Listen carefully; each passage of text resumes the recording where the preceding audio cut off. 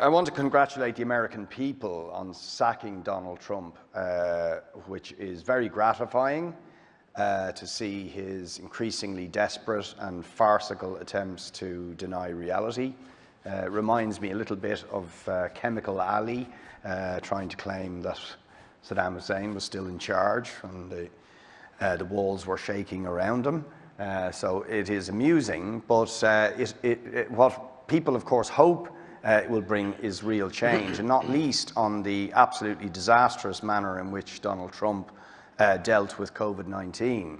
And you mentioned that, and I really want to ask you about that. An issue that is going to is emerging already, is the question of intellectual property rights of Big Pharma, very heavily, let's remember, based in the United States and this country, using intellectual property rights and essentially their desire to make profit from vaccines to prevent the adequate rollout across the world that is absolutely critical.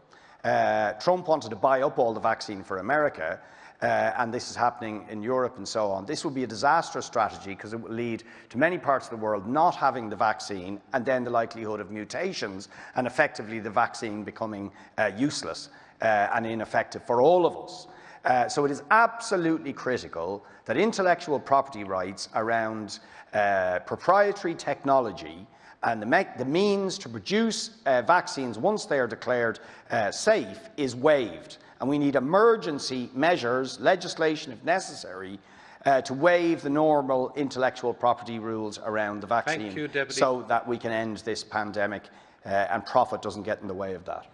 In terms of Deputy Boyd Barrett's point, and in terms of Big Pharma, the state, as in the governments across the world, do not have the capacity to manufacture vaccines. That's the first point. People talk about Big Pharma. The issue with Big Pharma and pharmaceuticals in general, they're necessary. They need to be monitored. There needs to be proper health surveillance and authorizations of medicines, assessment of medicines by EMEA, for example, at European level, and FDA in the United States. But I think, standing back, the capacity of companies to get to the stage where we now are in terms of the in terms of the delivering vaccines is a major step forward. And yes, the big orders that are coming from states has played a role, but that's important too. Because I recall when I was Minister for Health during SARS, the European capacity to deal with the vaccine issue was almost nil, negligible. So we actually have made a lot of progress in terms of making vaccines available potentially. All right, Taoiseach, we have to make progress here now to question 8. I think what's needed is governments need to step up in terms of COVAX. Sorry, question. And greater resources. We need to move on. I'm sorry for interrupting, but we have to get to question. We have to get to question 8. Well, I'm sorry, but the time is up.